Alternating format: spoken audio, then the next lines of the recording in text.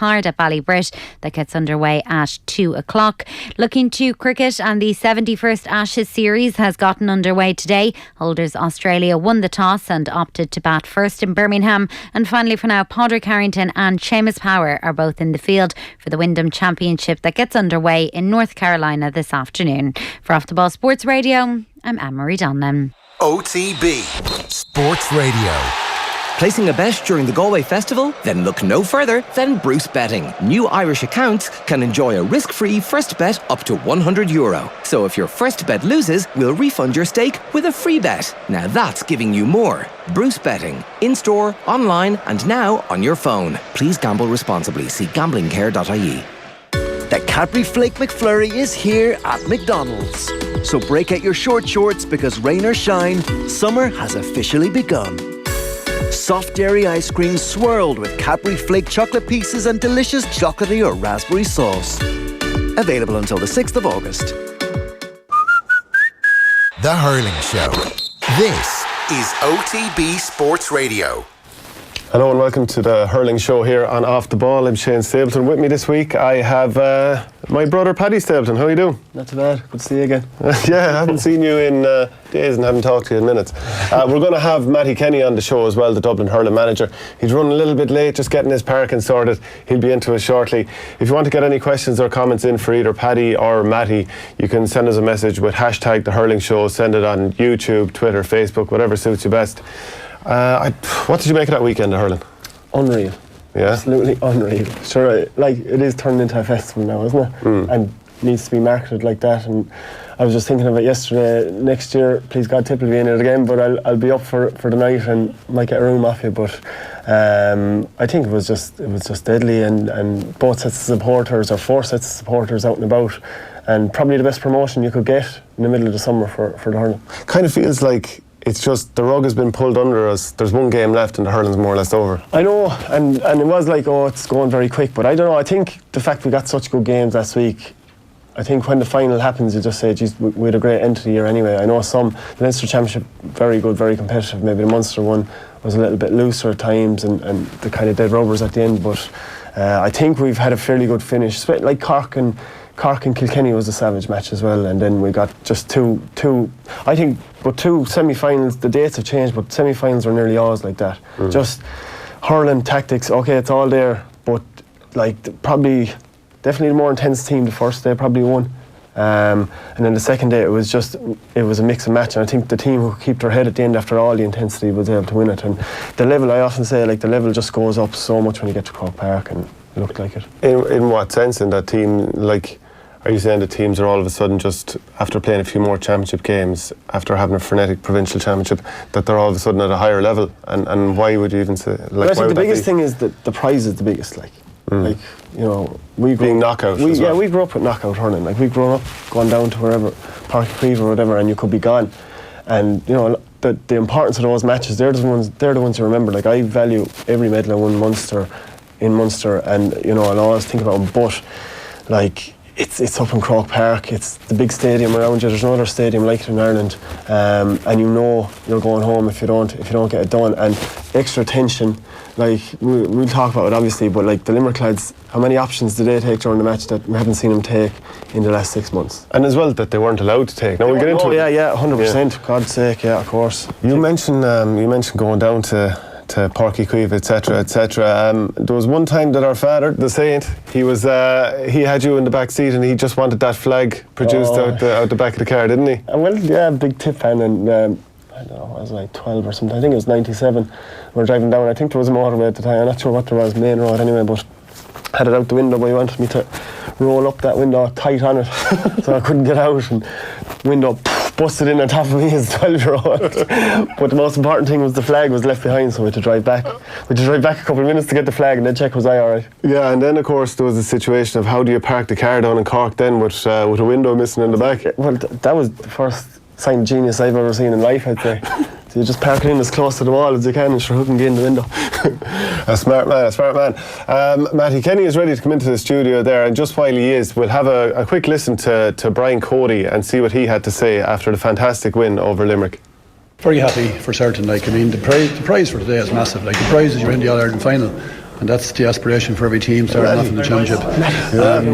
Certainly we were not fancied by anybody, I suppose, really, to get this far, but we're there and we're very, very happy, obviously. And it's the end of the Kilkenny famine into an All-Ireland final. Look, we don't think of things like that at all, we haven't been there for 3 years perhaps, but look, I mean, the team has just showed terrific character and honesty, genuineness and spirit, and obviously skill as well to get here. We're taking on the outstanding team in the country for the past 12 months, and we just came out on top.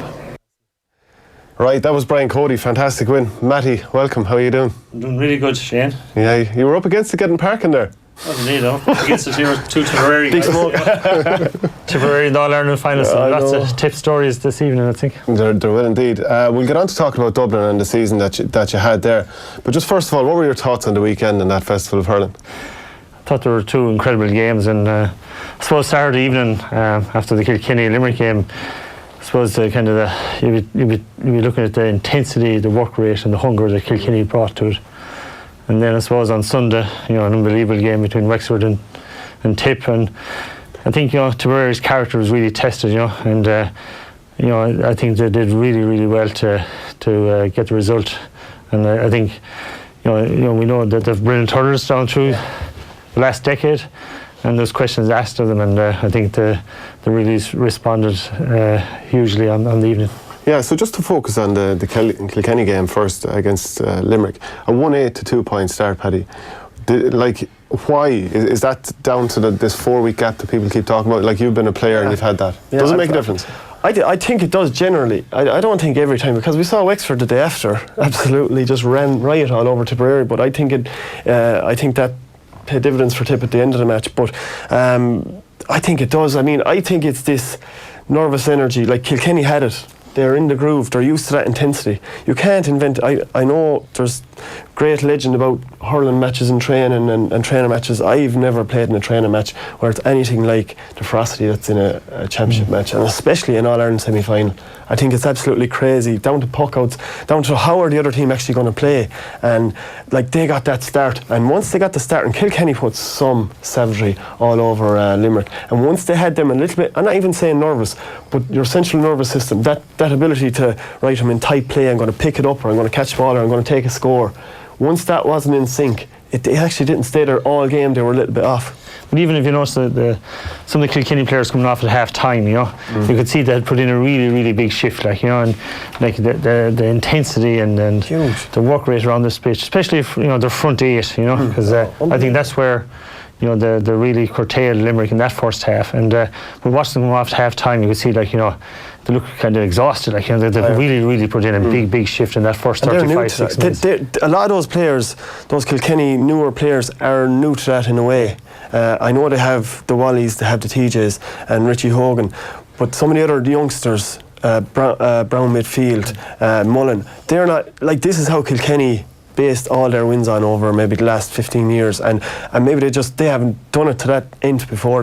Yeah, I think Adrian Mullen really has developed hugely over the course of the season. Like we saw him playing last year. It was Kilkenny underage, and we saw him playing with Ballyhale, he was a very good talent, obviously, but he's really come kind of a real Kilkenny player now, because he worked really well, and he won some really good primary possession himself, for a 19-and-a-half-year-old. It was very impressive. Think of who his managers are at the moment. At club level, Henry Shefflin, under 20, DJ Carey, senior inter-county, Brian Cody.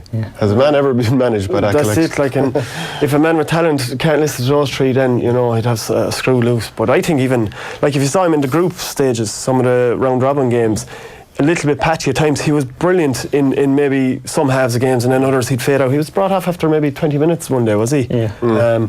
But now it's just this consistency. But he plays with the way they say, a smile on the face, but he plays like it's a breeze. And some of the score takings, the one where he popped it up over his head on the D was just ingenious. He could have done nothing else. Did you think it was a penalty for Aaron Gallan just before half time? I mean, the way I saw it, when that high ball was coming in, he was holding on to Hugh Lawler's hurley, which kind of pins Hugh Lawler against him, and Lawler was coming across him. So I kind of felt it was 6 of one, half a dozen of the other. Yeah, I suppose when you look back at it, you'd say, yeah, it was a penalty, and the referee probably made the right decision. But it's a lot of stuff goes on. Paddy knows how to back there in the backs. A lot of stuff goes on. There's a lot of pulling and holding and dragging that a lot of times doesn't get picked up. But I think when you look at the decision that Alan Kelly made, know, and when you study it probably was the right decision. But I suppose, as I say, like a lot of that manhandling can go on. At that stage of the championship as well, you know, when it's been set in and the refs are a little freer because they haven't been told at the start of the year what to look for. And I would have said it was a penalty myself at the time, but then when you say he was held on to first, very hard. Yeah, well, look, I suppose we're kind of fighting for ground, like, you know, like and that's what you do, like, you know, backs are trying to, you know, keep you away from that goal, and forwards are trying, you know, they're fighting for that space, fighting for that ground, and you know, there's always going to be a bit of that, you know, going on. But I suppose, you know, when you look at, like, you know, his hand was over his shoulder, probably held there a little bit too obvious. Yeah, it was a bit there, a little bit, you know, probably a second too long. Yeah, and very like the Ronan Maher and Conor McDonald the day after. They had a bit of a. So I think it wasn't the same because the ball was under their feet and they were kind of both trying to wriggle around for it. But that could have been argued. There was a lot of kind of people saying that could have been argued that was. Well, look, you're always going to have the marginal calls, aren't you? Like, and you know, sometimes they go with you and sometimes they don't. A lot of big performances for Kilkenny, and you've mentioned them. Conor Brown wins our Player of the Week, or as we call it around here, our Goat of the Week. So here he is in full flow against Limerick up on the screen here. And it's not that he hurled a world of ball in the game. It's just the fact that he was on Cian Lynch throughout the game, and Cian Lynch's influence. Who, I mean, you've set up against Limerick this year in that league semi-final. Yeah. Like he makes the whole team tick. Yeah, I think, you know, sometimes we don't fully see or understand Cian Lynch's role of how he brings to the pitch. Like when you're watching him close or playing against him, like, you know, he really orchestrates that middle third, and he really is the link guy from the backs coming out. You know, he catches the ball, he lays it off to someone in a better position, either to go for a score or set up a score from the inside, like, you know, and like his vision and his creativity is enormous, like, you know, and like, you know, he is the playmaker in there, like, you know, as taking it from other sports, like, and he links everything together, and you know, he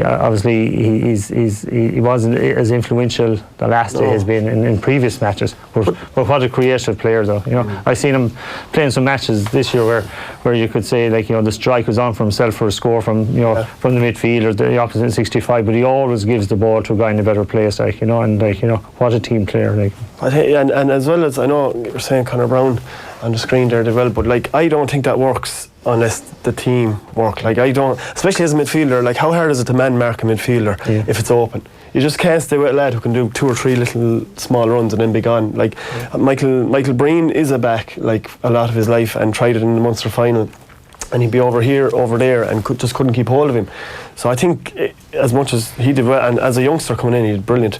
But like, it's that whole team. And yeah, but that's what I was saying at the start. It was Kilkenny's front 8, you know, like, you know, and if you look at Walter Walsh and John Donnelly, you see the guy where they were working back, like, you know, like, you know, and even as the game went on, like TJ Reid, like, you know, he was so hungry for work and so hungry to get into the rucks and everything, like, you know, what a game he had, like. But didn't score in 2 games in a row, and yet arguably man of the match both times. Yeah. But he's taken so much attention. Like, I know they say about Michael Murphy, I don't know, do you agree at times, but, you know, they say it about a lot of footballers, but geez, TJ Reid takes some, like, when do you ever see him get a nice little ball popped into in front of him and he gets it and he's looking around? He's not.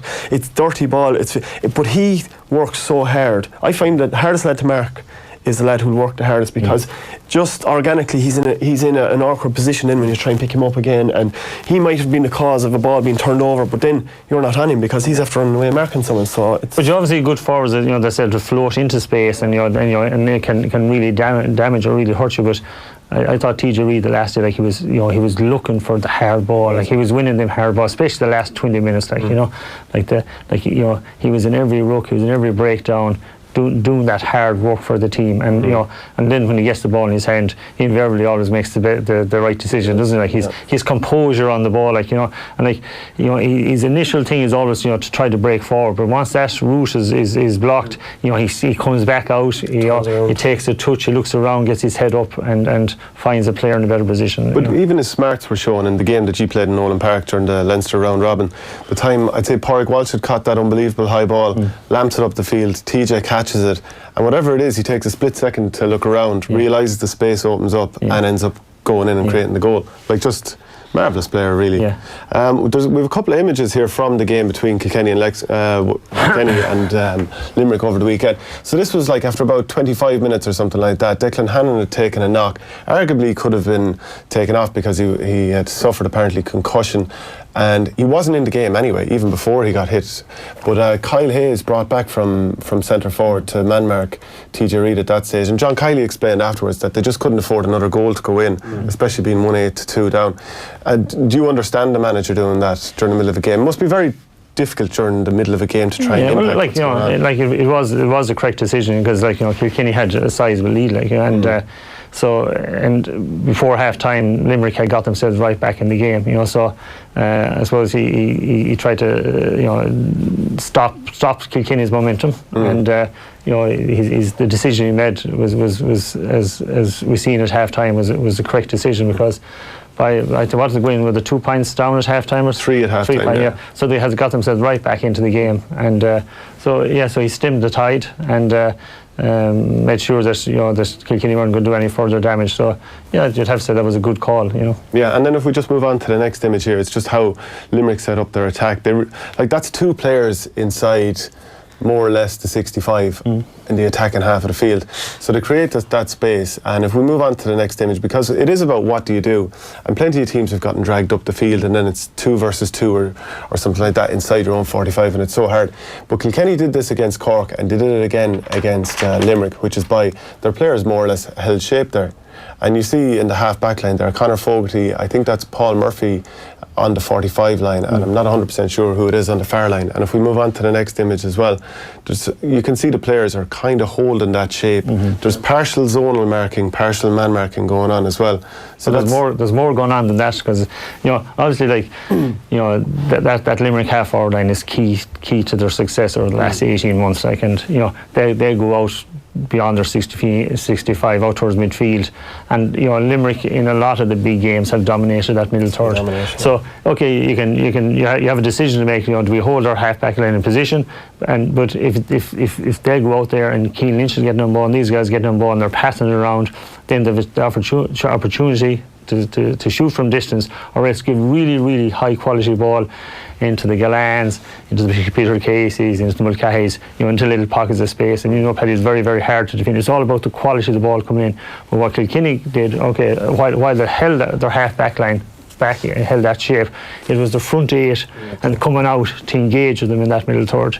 And if they didn't engage with them there, and if they didn't win that battle, holding your half back line, it's impossible. May not have been as advantageous as it worked out. Everyone wants to hold their half back line. Sure. Every team you've ever played on, you want your 3 lads sitting there so that there's not space inside. See, Tip in the Munster final, I was there at it. You just couldn't, because the half forward line or the forward line weren't allowed to dominate or hold back Limerick. Kilkenny did it. Whatever way you want to say they did it, and it allowed them to sit there, and they could never get that run again. So they like to run it out of their backline if they can. A couple of pop passes and then somebody's going.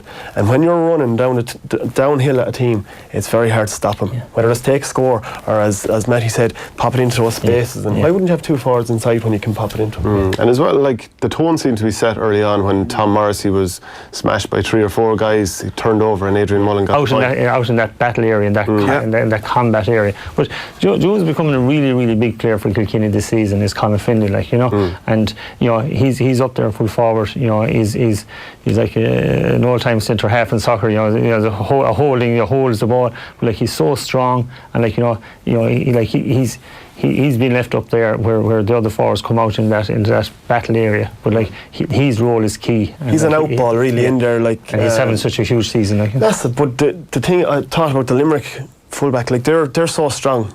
Finn is so strong, so is Casey. I don't think they've come up against as strong a man as him before, and that ball that he got for the goal, I think Sean Finn just got totally shocked, because he's up there, him, Johnny Glynn and Bonner Maher, probably the 3 strongest forwards I ever came across, and you just wouldn't think it, and fast, powerful and fast, and it's actually unnatural when you come up against them. You just wouldn't think they're as strong as they are, and I think they got shocked by that. But he'll hold that ball in there. If Kilkenny are after coming out the field to stop ball and they've only 1 lad up front, well, you can still hit into Fennelly and he'll dog it, and at least he'll slow it down coming back out. He mightn't win every ball, but I see him. He got one and he flicked it out over the sideline or something. But it allowed Kilkenny back, keep their shape, and that they wouldn't get just ran back over. But he's also hugely intelligent. Look at that layoff for the Richie Hogan goal, against Cork, that nice little angle ball, like that's ingenious, isn't it? So as well as using his strength and everything, he also has great awareness of what's going on around him. So we looked at how Kilkenny set up, and obviously the work rate is key to that. But you set up quite differently against Limerick in that league semi-final. You went after it a different way, because we know that a lot of the time when Limerick don't have the ball, they have 12 guys in their own half of the field, if not more. You instead left Sean Moran back and went man to man. Yes, or 2 wing backs on the day. Look, it's is there a right way or is there a wrong way? Usually people decide by the result. So if you win the match, most of the decision makers are correct, and if you don't, a lot of the decision making may not be correct. But on that day, look, obviously, it's not just Dublin. It's like everybody knows that. That half hour then of Limerick is key. They're 3 big men. They're well able to hurl, they're well able to score, and they're well able to win ball. And so we know they're going to go out beyond their to the opposition 65 and beyond in that middle field area. So you got to say, do you go with them or do you sit back, right?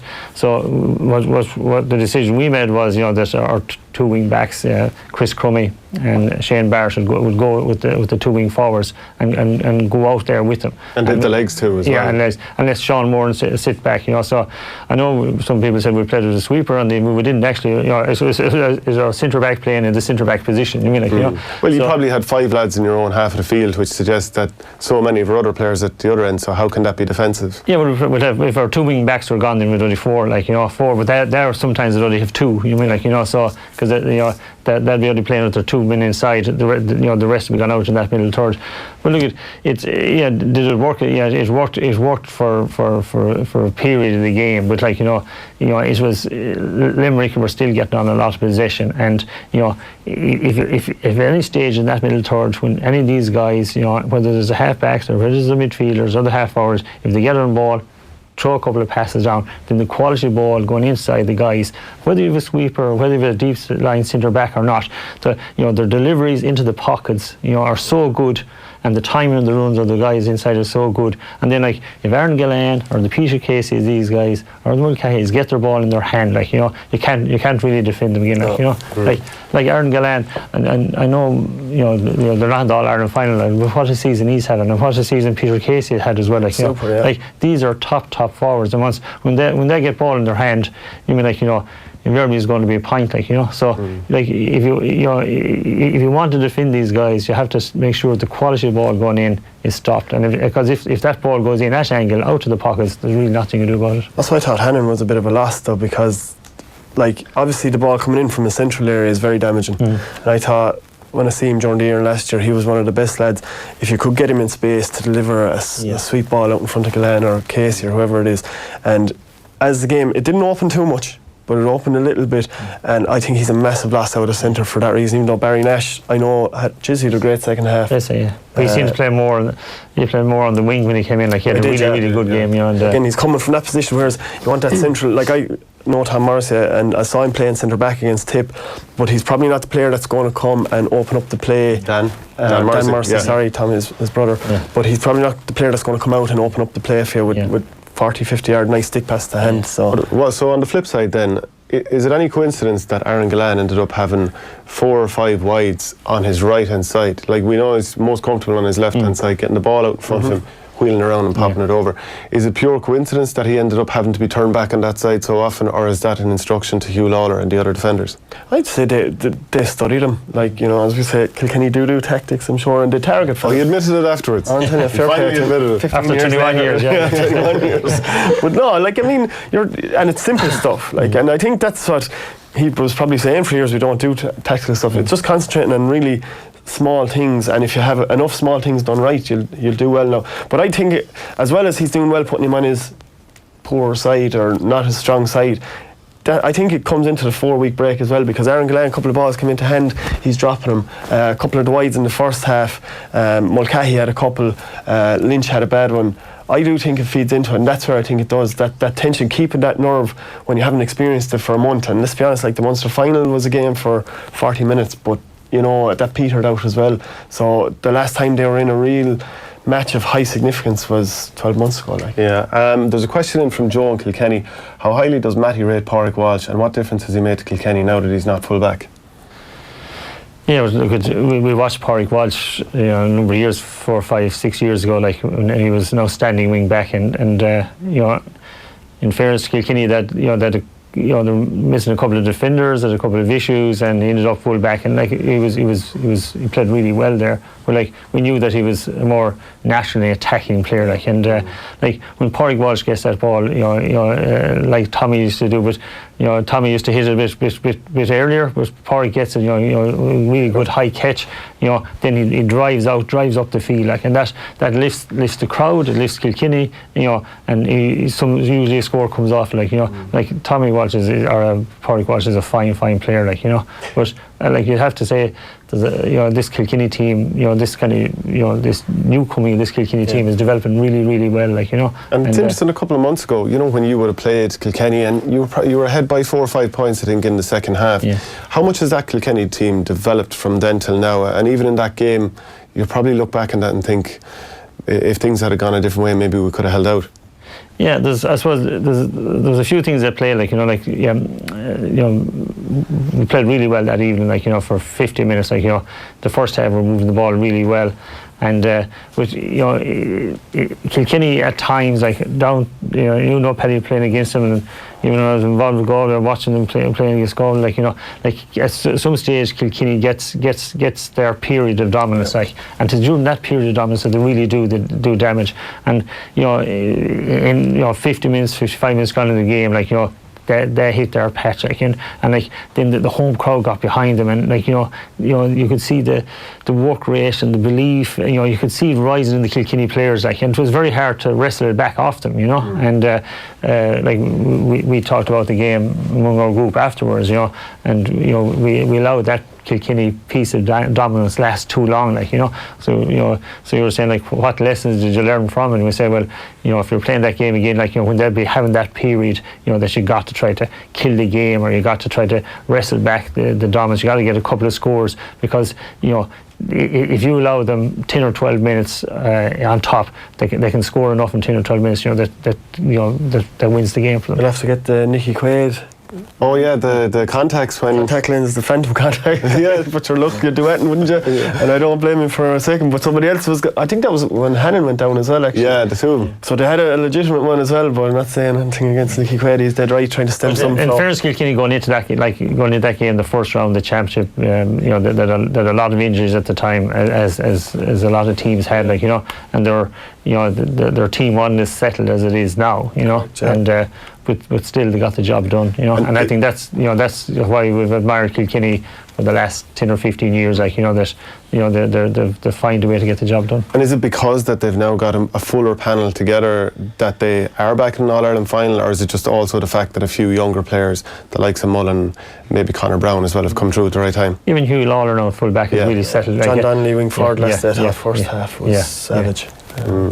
Well, and Richie Hogan now has seen more game time too, like, and we all know, like, the quality of player he is. Has to be watched, set up a couple of scores, moved where he should have moved. Like, he doesn't physically look like himself. Like, you can see he can't get after lads the way he used to be able. Other lads have to make up that slack, but you can't buy what he has. You can't train into that what he has in the last few months. And like, when injured players come back, like, and you see your squad getting stronger, like, when you're in the middle of championship and you start picking up injuries, like, you're losing guys, but they're gaining guys the whole time. Like, Killian Buckley is back there, like, their squad is getting stronger the whole time, like, and like, they're really growing into the championship, and now they're here, they're getting some belief over it, because I think that Cork game, where that second half, to start that second half, they dog Cork. Like, they turned the heat up, like, to be fair, like an older Kilkenny team would have. Yeah. And I just think the belief they got out of that, and maybe some of the younger lads said to themselves, and then the whole panel are saying, Cody is right. This is okay, there is tactics, we're okay, fine about that. But the way you implement that intensity and you stick to the game plan, I would have said in that game, that 15 minutes ago, he was right all along. He actually made a very interesting comment at some stage after the game when someone spoke to him about the hunger and desire Kilkenny showed, and and he made a comment saying, like, players either have it or they haven't got it. Do you mean, like, and so I think, like, that says so much about Kilkenny, and it says so much the type of players that Brian Cody always says look for. Someone that's going to work for the team and keep working and have that belief and never show doubt. Like, characters. You want a character. Like, I look at a good bit of NFL, and Bill Belichick, most successful coach ever, and what he looks for the first is character. Doesn't care after that. We'll try and develop everything else, but if you have the character to look inside yourself and try and develop it, then we can have a player. But no point in having skill without character. There's plenty of that in the Limerick team too. John Kiley, he felt that his side didn't make enough of the periods where they were dominant. So let's hear what he had to say. We were so close on numerous occasions to closing the gap to a draw, and getting across the line and maybe finding that bit of momentum at the vital stage. I thought we were on the cusp of it, but unfortunately, we didn't make as much use of maybe the dominant periods that we had during the game to get scores on the board, and they just, by a very small margin, managed to get that one score more than us from their dominant periods in the game, and it's a tough one to take. It's disappointing, but listen, nobody died. We'll get up again tomorrow and we'll go again. Right. Matty, let's talk about the season with Dublin, because in the league you got promotion, beat Tipperary away, got to the league semi-final, credible performance against Limerick. Then the championship, I suppose, with Kilkenny, Wexford and Galway in there as well. You were going to be up against it, but you got through, knocking out your home county, Galway, as well. Wipe that smirk off your face. And I'm only joking. And then obviously it came apart against Laois as well. When you look at the season overall, what are your thoughts on it? Look, it's I suppose my thoughts is it went so quickly. We're probably late getting back in training, late getting back into our pre-season, and pre-season is critical. It was a late appointment by the time you got in there, wasn't it? Yeah, well, look, by the time we got things up and running, and I suppose we're probably 10 days, a week and a half in there, and we're out in Walsh Cup games, and so we're trying to get pre-season going, and then into January the Walsh Cup, and next thing the league was on the end of January, and we're trying to find our feet. There's sorting out injuries that carried in from the season past, and then with 22 guys involved in Fitzgibbon, so there was a lot going on, and we're trying to get our pre-season doing, and getting our stamp on the squad, and getting our backroom team bedded down, and get into the league. So look at, I suppose, progress in the league. It was patchy, and some good performances, and a couple of ones we weren't, really happy with. But as I say, look, we progressed out of Division 1B. A few good games along the way, and that gave us an away trip down to Tipperary, and we were happy to get on the road. Wanted to test the guys on the road, see how they'd react, and we give that was a really good game against Tip, and give a good performance down there. So we're building nicely, and then got Limerick in the league semi-final. That was in Nolan Park, and that was a good quality game for us again. And because we knew the championship was just around the corner, so it was it wasn't so much like winning the game, but getting him playing Tip, playing Limerick, after coming out, after playing Galway and Waterford and Laois and Carroll and Offaly, that it was getting them good quality games at that time of the season. So I wouldn't call it progress, but we're happy that we were moving along, and. So then into the Leinster Championship, and the last 2 years, Dublin got a pretty difficult draw in the Leinster Championship. Happened last year under Pat Gilroy, and again this year, that you had Wexford and Kilkenny in 1 week. So while some teams, Munster Championship hasn't started the second week, and we were playing Wexford, and if you lose that, you're out of the championship. So it was the same last year. So you had Kilkenny and Wexford in 1 week. So it was. Whereas other teams would start with a game, get a week off, then they can build and maybe even play the weakest team in the province, and they're up and running. Whereas you might be out already. Yeah. So look, we're building, obviously. Look at. As you say, along with Carlow, you had Galway, which were they were beating All Ireland finalists the previous year, All Ireland winners from they were the bookies' favourites probably in the sense of Limerick to win the All-Ireland again. And so you'd Galway, Kilkenny and Wexford in there. So it was, obviously our own internal targets is, to get to a Leinster final, to get into the top 2, and as if not top 3, and because last year the lads were unlucky, they lost a game by a point here, point there, and they didn't qualify. So we wanted to qualify, we wanted to get to the Leinster final, we wanted to go that route, and to do that we actually had to go down and beat Kilkenny in Nolan Park the first day. And while we performed well for 50-55 minutes, ultimately, when Kilkenny got their nose in front, the scene out that game. So the following week then we had to beat Wexford in Parnell Park, and we were up. You were 5 up. Five up. Couple of mistakes. Couple of mistakes. Fanning made a really good save. That really was going to win. Close out the game, and missed a couple of points, and then Western went down and got a goal, and then got a next goal, and actually then we were probably fortunate enough to get a draw at the death. Yeah. But I remember being asked after the game, we're disappointed. How did you feel? And I said, look, at least we have the championship in our own hands now, So I said we have 2 games left. If we win them 2 games, that should qualify.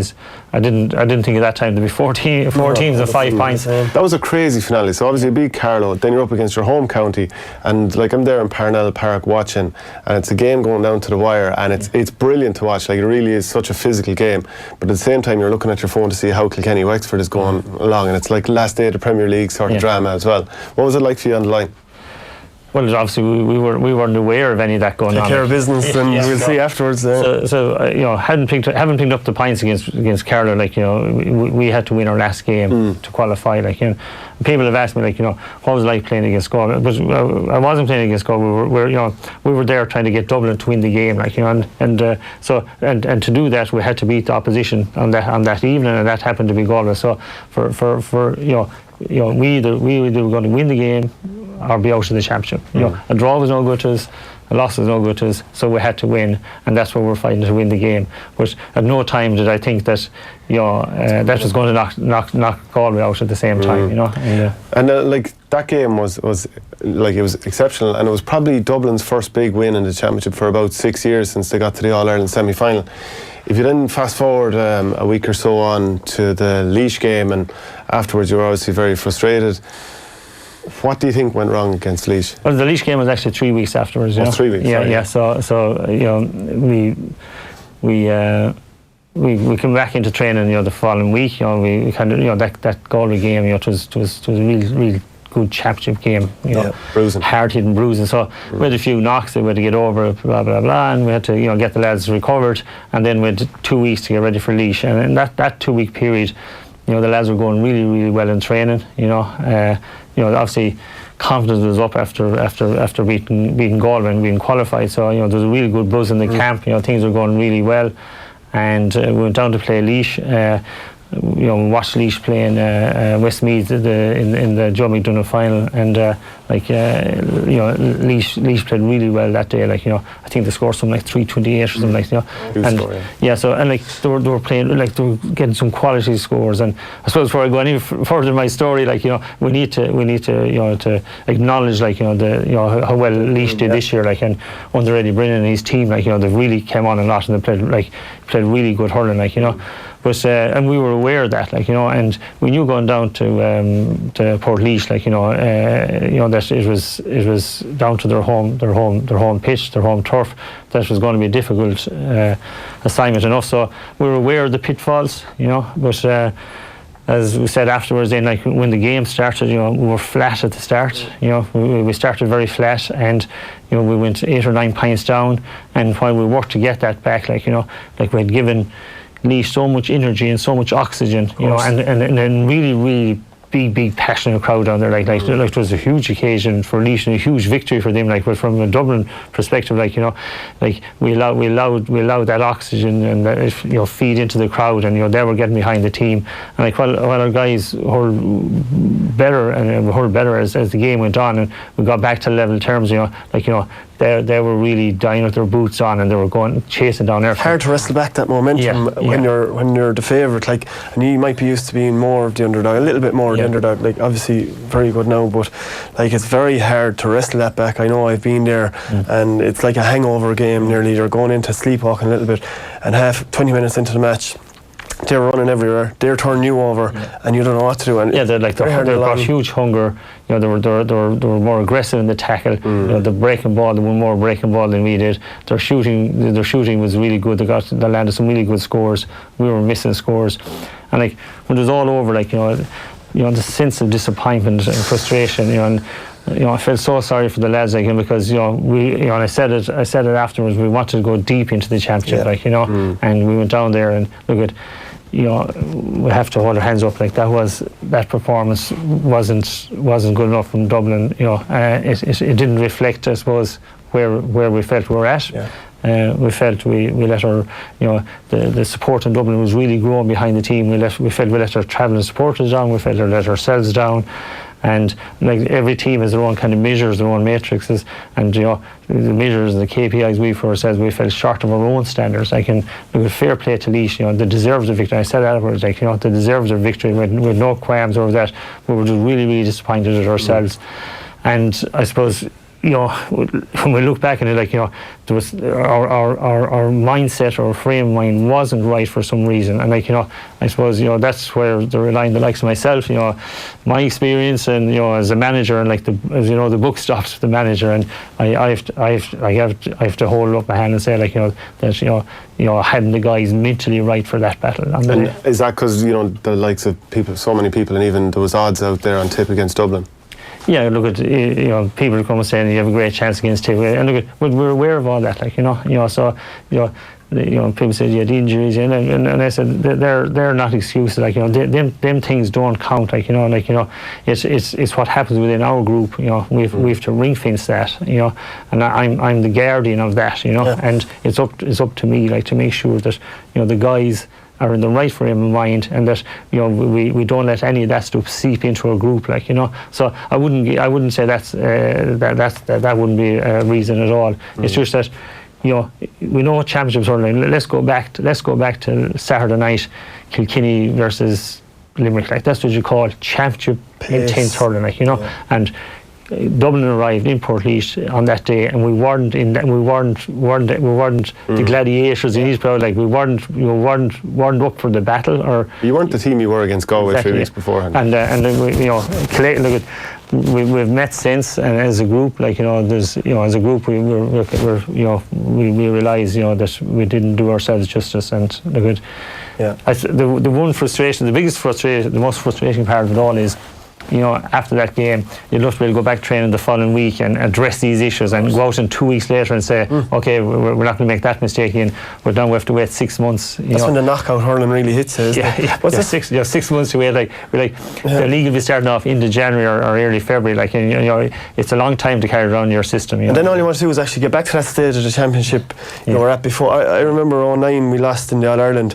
And you'd think we'd start off like a train year after. Yeah. Jesus, we were dead. Yeah. We were Hammered by Cork. Even the league, we were chronic. Chronic enough, like average. And then hammered by Cork. And it was like we were thinking about being in the All-Ireland final. So that's the only thing, going back, you'd want to get back to that stage of the championship you were before, because you really feel like, they probably feel like they've let themselves down. But I suppose a lot of it is in the head. It's very difficult being the favourite when you're not always the favourite. And it just shows you how tight the margins are. Percentage points, how many percentages was Dublin off? If you're 1 or 2% off, if you're 1 or 2% off, like, any team out there is going, like the Laois, the Carlos, these teams are good teams, and if you need to be on your game to beat them, Shows what could other counties do now? Like, see, Laois have an excellent backroom team in. They're obviously motivated. They have high standards now. Eddie Brennan's doing a class job. Where could the Carlos doing very well themselves, the Westmeaths, the Offaly's, where can these teams get if they've, obviously you have to have it from the bottom up, so you have to get coached right underage, but you do need a marquee, like when Anthony Daly came into a figurehead, driving force came into Dublin first. Let's be honest, that's when Dublin came back and actually were a force again initially. And like, what could those teams be? We have a couple of comments in. Up the Dubs, the boys in blue will be back better and stronger next year. That's from Jason. 2 Stapletons on, and they haven't used this chance to talk talk Tip and say how they will win the All-Ireland. Has Matty put the fear into you lads from Carl? We've been saying that all year though, so break. Right, let's talk about Tipperary. Like an unbelievable win with 14 men against a brilliant Wexford team as well. What was the overriding thoughts on that final whistle? I was like, just because I'm a supporter in a way again, Tipperary person, I was just so proud of the lads that I know on it, and then a lot of the youngsters that are coming in that you don't know, you're delighted that there's a bit of character shown, that you have that for the next few years anyway. But like I personally feel, and actually Mattie slightly alluded that Tip have great hurlers and always had, but I would always felt that, have we the heart, are we tough enough, if such and such a team gets stuck into us, are we able for it? No, I think it has been a bit unfair, because I think we've played against some of the best teams that I've ever played, but I think I was delighted that was answered, and a lot of the old stagers in the last 15 minutes, the Noel McGraths, the Brendan Mahers, Shamie Callanans were there, and they were driving it on to end. So I was just so proud of how they battled on. But I wasn't, look, they were up against it down to 14 men, but I did think there was always a glimmer of hope. I saw a couple of signs in the Wexford team, but I felt that the boys could nearly smell it as the game went on. They came back twice for me. Are you saying in terms of Wexford fading out a little bit? I thought they looked like it, because number one thing I saw, 53 minutes gone, I couldn't believe it. Dee O'Keefe and another defender for Wexford went down with cramp. I said, wow, that is just so early in a championship match to go down with cramp. 58 minutes then, Paul Morris went down the sideline. There was a tackle with Carl Barrett. He went down with cramp. I said, what, 12 minutes, even an awful long time to be going down with cramp. So, like, the sign, if you're going down with cramp, there's a fatigue sign there, whether they trained too hard coming up to the match, overcooked a little bit, or we saw the run they did in the first half.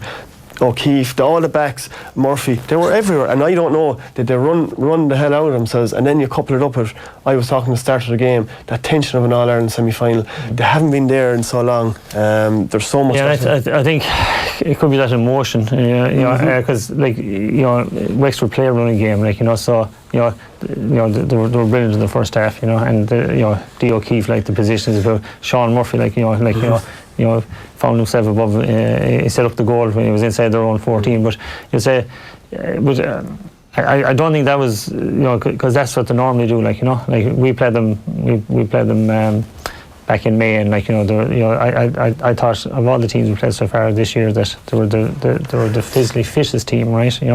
Not conditioned like. I think they are very physically fit. As a running team, I think they're the fittest running team that's out there. Then I was wondering to myself, because I'm trying to rack it, why are they going to emotion 100%? I totally agree with you on that. I think that takes it, but then I'm wondering if you're off a month, you just don't know what training was going on. Are they overcooked going into the match? Maybe not. But they look tired in the last 15 minutes. You just can't get away how tired they actually looked. So we talked before about in championship, what goes on in the top 4 inches versus the rest of the body, and I suppose I watching it as a spectator, right? And I thought Wexford were really, really good for long spells that game, and to be honest, when they were 5 points up, and when John McGrath got sent off, I thought Wexford was going to see out the game now, right? But a couple of things happened in, and I think Davy Fitz alluded to, that they were over attacked, or they got pushed up on Paddy Maher, the far end, left space, and left a little bit of space behind. Yeah. So did we all think then that Wexford now in a position to go on and win the game, right? And next thing, Tip don't go away. Next thing, Tip gets a pint and a pint and a pint. So suddenly you're in a winning position. And next thing you see it being eroded away, that could have been difficult for psychologically, you're the perennial underdog. I think Wexford are super, really, really top class, but they haven't been there in so long. I've been there before, 0-9, same thing with Kilkenny last few minutes. They're after winning so much, we haven't won since 0-1. And I thought, okay, we should have been bet by Wexford if Wexford were under game the last 15 minutes. But they were very early in the game, up 5 points. Yeah. And I think psychologically, again, you're up 5 points, we're a man up. Are people waiting for each other to do it? If you look at Lee Ching's goal, right? when he ran down the centre Tipperary, it was a good solo goal, right? And the finish, he put it down into the ground and got a little bounce. It was difficult ball for Hogan to deal with, because the goal is like to be up high, so he kind of hit it. To pull across himself. Yeah, but it took a little bounce. It took a little kick off the surface, so it was, it was down low. But if you look at that goal, when he went down the centre, before he pulled the trigger, right, he had an option on his left and an option on right. So Tipperary got completely opened up, So at that stage, you say Wexford are all over Tip at this point, and for Wexford for Tip to come back from that position, and not by getting 2 or 3 goals, but by mostly through points, was an incredible feat, really. There was a really interesting one with the sweeper. If we put Kevin Foley there, Maria, as the sweeper, every time there was a puck, so that means that Tip are going to outnumber Wexford on their puck outs at the other end of the field. What's his name? Michael Breen was coming up here. He was in the forward line, and every time from the puck out, Kevin Foley would go out on Michael Breen and then run back. And it would just go like that again. He was down on his haunches, I'd say a half an hour into the first half as well, which feeds into the tiredness thing you were talking about. Matty, there was, did you say that there was something that stood out to you about the puck outs for Brian Hogan in the second half when Tip were down 14? When John McGrath was sent off, like Tipperary or Wexford, we know they can play with numbers behind the ball, right? So here they have an extra defender, right, and maybe a sweeper, So you say defensively they're very well set up, And a couple of things happened, in that period that kind of stood out to me. Number one, I suppose, Shane Callan started coming out a bit into pockets, and it was able to find pockets of space there, which was, that meant he was working really hard and getting his angles right, and when Tipperary were building, they were finding him, But also when they were down and in the last 15-20 minutes when Hogan was getting the puck out, right? So like Wexford had maybe 2 extra players down there. But what I noticed was the puck outs came always down onto the left side, right? So it just, I suppose, crossed my mind, is this something that Tipperary had worked out, or did it just happen? Load up one side during the match. Yeah, they loaded up one side, because if they divided their resources all over the place, Wexford outnumbered them on the break, but they loaded the left-hand side, right, and all the puck outs went down into that pocket, if this was someone thinking on their feet, or if it was pre-planned, it was actually very, very smart and very, very impressive. But then I did notice that Shane Callan got a ball here on his own at one stage, and he was wondering would he go through for a goal. I don't know as well. Maybe word came in very hard to get word in to all of them, but you have 4 or 5 lads on that team that have just been through everything, and at that level, when you sense your man is tired as well, there could have been an element of doing that in training, but also Seamus Callan having the smarts, Noel McGrath having the smarts to get out of his way. We all talk about leaders on the pitch, and that's it's during the game to sense what's going on, and we all talk about the influence managers have on teams, semi-finals and finals, in a packed Croke Park, the noise level is so high, the managers have less and less control over what's going on. How do you get a collective message to 15 players spread over 140 yards? So it's everything you've done in training, it's all your scenario planning and all this kind of stuff, and you can do it, you can do all that, but it comes down to the experience and leaders, this Tipperary team is a very, very experienced team, if you look at the last 15 minutes, it was the big players that stood up to see it. Ronan Maher was incredible throughout the game with Seamus Callan. There's a question in how good of a man marker has Brendan shown he is this year to Paddy? That's Oisin in Nina, so he was on Rory O'Connor, who did score a couple of points in this game. I'd say we could see the next day. If you're looking further down the road, you'd really see, but look, I know I'm obviously biased, but I think he's shown just all the tools he has in his box. He can hurl, but most as he's marking, he's actually hurling himself as well. Rory O'Connor the last day, I know he got a couple of balls, maybe, I don't know, was he marking him for them all, got a couple of scores, but Brendan hit a lot of ball and dispossessed a lot of other lads. And in the Munster final, he was detailed to pick up Aaron Gallan, which go back virtually and a thankless job. And that day they were comfortable, they weren't like Kilkenny. There was ball coming in, nice ball coming in, and he has all the tools. He was a standout defender that day against Limerick in the Munster final. I thought he I wonder what the scoreline would have been if he wasn't full back that day. But he started playing minor in 06. He was a corner back. But there's an interesting one, not going ahead to the All Ireland final, not jumping too quickly. But James Barry didn't start the last day for Tipperary, and against say Wexford, a strong running team that's going to run the ball. James Barry made they went for mobility. Yeah, so he wouldn't be the ideal guy for that running game, right? But we talked earlier about Colin Finlay, right? One of the strongest forwards in the game at the moment, a strong target man, I was thinking, after the game the last day, is this the day now for James Barry? Is he one of the best equipped backs in Tipperary to deal with Colin Finlay? And it'll be an interesting. But they have a different problem. I definitely don't think the same backline is going to start the next. Kilkenny play more of a traditional 3 and full forward line. They'll probably have 2 corner forwards. Mullen comes out a bit, or whoever's in there will come out a bit. But you probably need 2 corner backs in there. Or just certainly one, and a proper full back line. The clock almost has his bet as well. I can't not mention Barry Heffernan, the job he did on Lee Chin as well, because other than that goal, and I think Seamus Kennedy had moved on to him at that point as well. That was a fantastic performance. I know Barry for years, and I think this is the way Tipperary people want him to play. He played with a lot more aggression this year. I think he's just made strides this year, and I'm delighted for him. He's a great attitude as well. But he's been looked at since he's minor. So he's a massive drive on for that half back line, because you can't just be relying on Brendan Maher, Paddy Maher, Ronan Maher all the time to do all the hurling, and I think he's a big coup for Lee. I think one other significant factor, and you'd have to acknowledge the management team from Tipperary this occasion is the substitutions they made. They brought on a lot of young legs, and I think that was a significant 4 of them got points as well. And because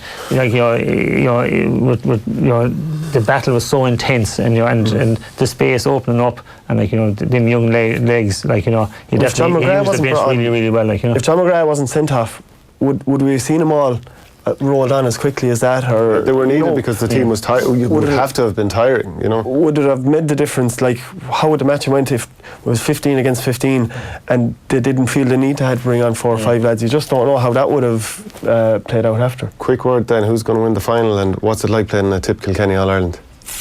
I think Tip will win the All-Ireland. Obviously, I'm going to say that. But look, obviously, I'll back me. I'd say it's close. That's very, very close. But to be fair, I said Limerick. I thought Limerick would win the Munster final, but I do think Tip will win the All-Ireland final. And it is just mayhem playing the All-Ireland final. It's not really a hurling match at all. Battle Royale. Matty, who'll win?